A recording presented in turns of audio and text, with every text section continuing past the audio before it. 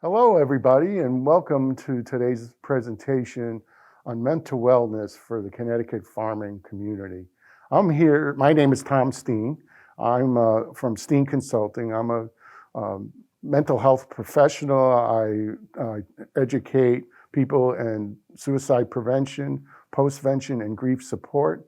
And I'm pleased and honored to be a participant in today's video. As you can see, we're all physically distanced, and we have our mask on because, yes, this is during the COVID issue that we're all experiencing. So I think timely, this is a really good subject to talk about. So let me introduce Joan Nichols, Executive Director from the Connecticut Farm Bureau. Hi, Joan. Hi, good morning, Tom, and it's so nice to be here with you today. So we're very honored today to be able to provide a series of videos, which we're actually going to feature 3 farmers here in the state of Connecticut. And I'd like to thank the University of Connecticut for the funding that they received to do these important videos to address farmer mental health in the state of Connecticut. And we're also appreciative of the collaborative relationship we have with Connecticut Farm Bureau, the University of Connecticut Cooperative Extension, and the Connecticut Department of Agriculture. And of course, our astute expert in this field and partner, Tom Steen. So we're very fortunate to be able to do this today, and we feel that this issue of mental wellness for the farming community is of a national importance, but it's also critically important to the health of our farmers here in Connecticut. So we're so excited to be able to provide this opportunity today. So, Joan, let's talk a little bit about stressful events for farmers. I know you're very involved with farmers throughout Connecticut, so I'm sure you could have a lot to share as you walk around and see the different farmers and what's happening on the ground, if you will. Yep, absolutely, Tom. So my role as Executive Director at Connecticut Farm Bureau is I work directly with farmers. We provide one-on-one support to our farmer members. We advocate and legislate for agriculture in the state of Connecticut.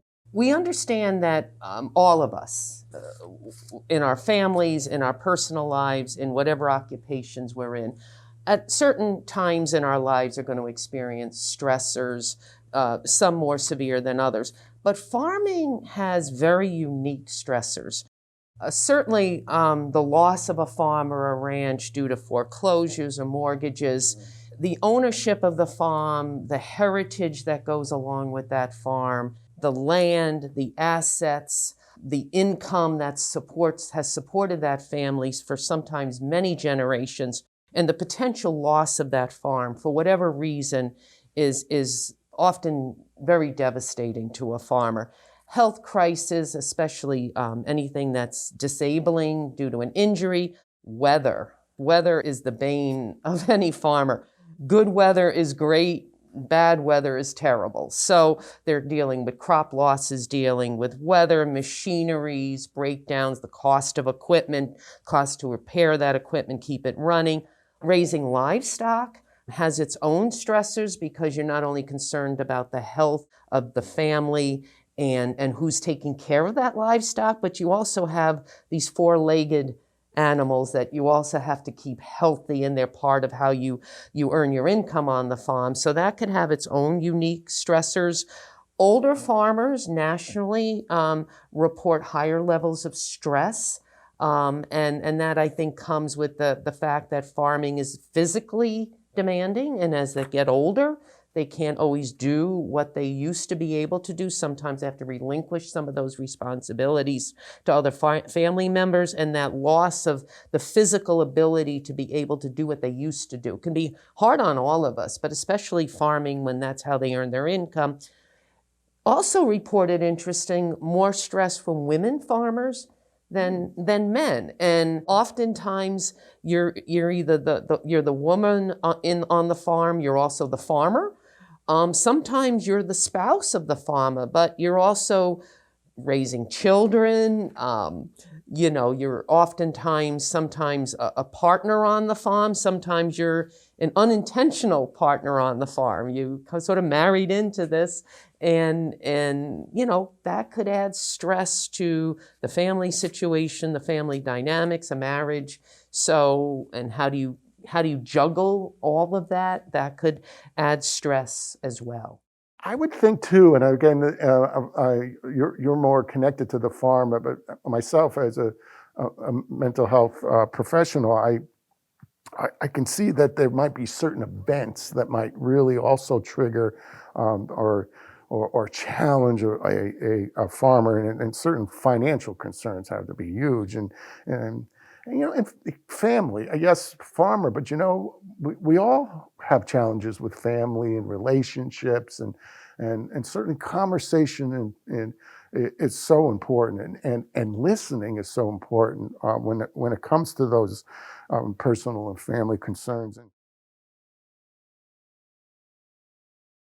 I think really important that we learn what those warning signs are. When somebody really is beginning to become challenged with all of the events and things that we've just spoke about, that we really, it's things, it's that tools in the toolbox I like to share, that a family member of a farm or people in the farm community can have, so they can recognize somebody that might potentially be in trouble, and what you can do about it if somebody really is. And you know, sleeping, stop taking medication is another key sign that somebody is maybe potentially becoming more challenged.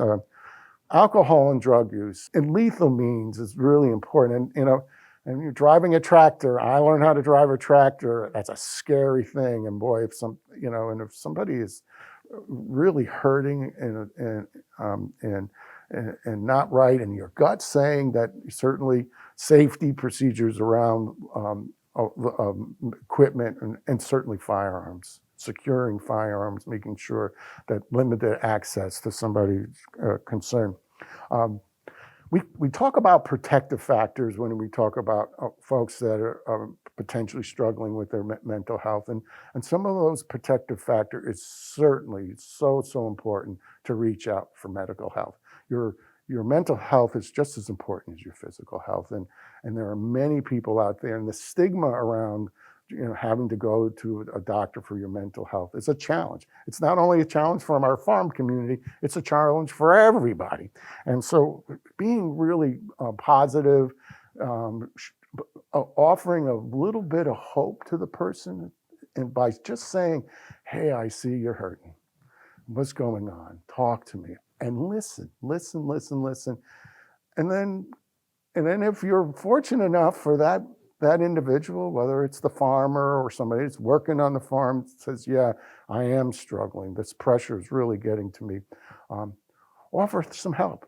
Say that you'll go with them together to get that help. Is really the kind of that message of hope that, oh, finally somebody's sensing that I'm struggling here. This is great. Oh, they're going to help me. So a colleague of mine, Willow Lake, who's a registered nurse and also is employed by the Connecticut Department of Agriculture, we were fortunate to go through the QPR training a number of years ago, exclusively to be able to help the farming community. And it was an eye-opener for me to be able to have the tools that I need to be able to help any individual, any human being, that I am now aware of the signs to look for when somebody is in stress, or I feel they need somebody to talk to.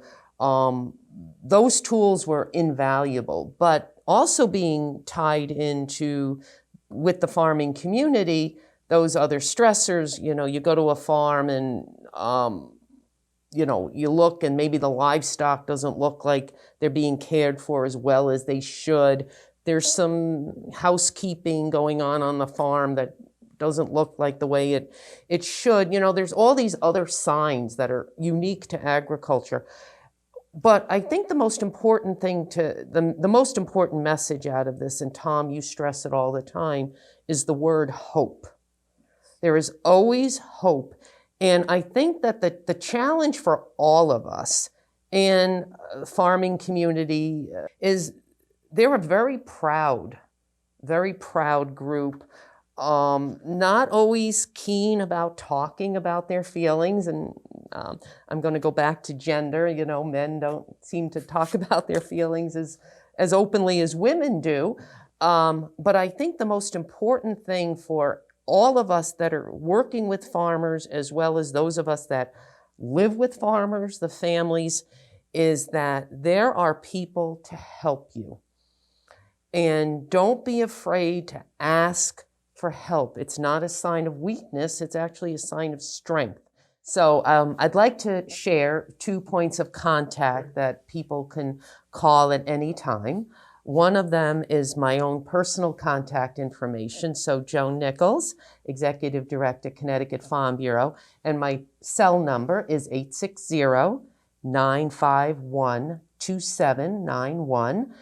People can call that cell phone anytime. I'm happy to take their calls and help them. I'd also like to provide the phone number of my colleague, and we both went through your QPR training, and her name is Willow Lake, and she's also a registered nurse. She brings a lot of wonderful expertise to this program, and her cell number is 860-510-2452. Please call either one of us if you ever need somebody to talk to, whether it's you yourself or you have a family member that you're concerned about. Call us. We're happy to talk to you and happy to help you get the help you need. You know, just having somebody as a point of contact, Tom, isn't that important? Oh, just so important. And yeah, and I know Joan and Willow very well, and they've trained. QPR, by the way, stands for Question, Persuade, and Refer, which is a program for folks who are suffering maybe with suicide or with just straight away struggles with their mental health. So it's a great program, and these guys are heroes when it comes to that training and for the help that you can get. So, you know, let's turn now and listen to one of our farmers and do listen to their messages of hope, because folks that are struggling, they feel hopeless and helpless, and these farmers have real true message of hope on and really truly how to get yourself to the place where your farm can continue to survive and provide for all of the population, folks here in Connecticut. So let's hear from one now. Hello, I'm Jerry Grabarek. I'm a dairy farmer from Preston, Connecticut. I have been milking cows for now 49 years, and that's quite an accomplishment in and of itself. But this past summer, or really right at the end of May, right when I was getting through planting corn, I got extremely depressed. And because I was so depressed, I could not bring myself to get out of bed in the morning. That was my biggest problem, was the lack of ambition trying to get out of bed. And as I got worse, I felt myself getting worse. I told my wife, I said, I have to go seek help. I have to go see someone. I'm gonna go see my doctor. And I didn't want to get so bad that I couldn't get myself better quickly. So I made an appointment with her, got to see her, and as soon as she saw me, she realized how depressed I was, because I know her socially besides my doctor, as my GP, and she said to me that she was going to put me on a low dose of Prozac, and that should help. And I did something that people have told me that was extremely brave and helpful to other people. I posted that I was depressed on Facebook.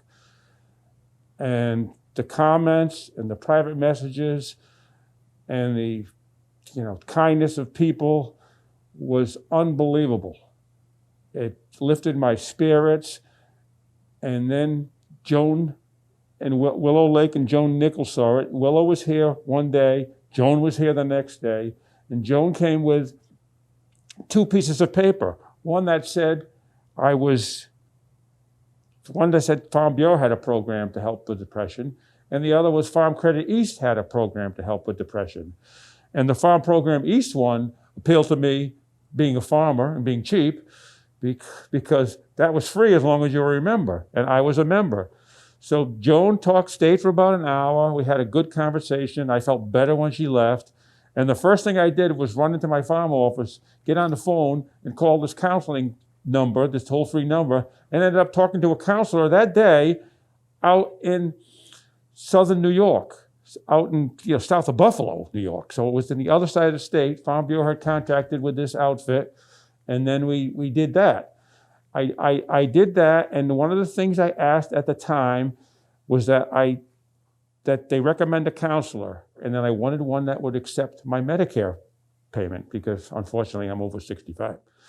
And then the next day, a counselor from Eastline called me, and we set up a meeting, and within a week, I was on a Zoom meeting with her, even though I'm not really computer literate, but I had a young man who worked on the farm before, and he was, and he set the thing up, and I had my first Zoom meeting. And the first thing my counselor told me was to have the doctor change the prescription. Then it was about probably the beginning of October, is that I started myself feeling better, and I knew I was doing better when Deb, my wife, said to me, "You're doing better, Jerry." She flat out said that I was doing better. And I felt I was doing better too. And then every day, probably about Columbus Day weekend till now, I've managed to get up and be down here before the help, set the parlor up, help get the cows in, start the milk, get the cows milking, feed them hay, la-di-da.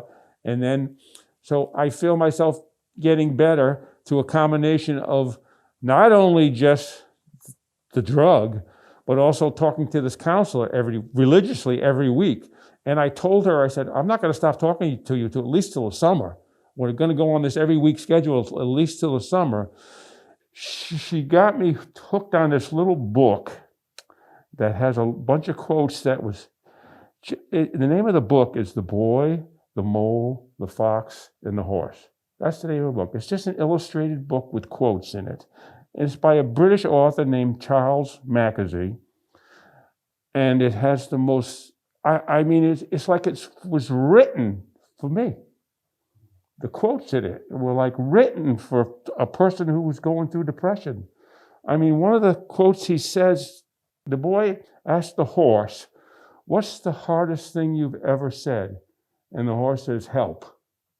And then the horse goes on and says, "Asking for help is not giving up. Asking for help is refusing to give up." I urge every farmer to do what I did. Just reach out for help. It's a lot easier than you think. And then one more thing before I go. I posted on Facebook after that I was doing better, and I had just as many comments again that everybody was so glad I was doing better. So, there's a world out there of kindness that most people don't realize, and I'm grateful for it. Thank you. So thank you so much for joining us today. As we wind down, there will be a list of resources that you can certainly save or write down for future use if you should so need it. And I want to thank all the farmers in Connecticut for all you do. You are so, so very important. Thank you.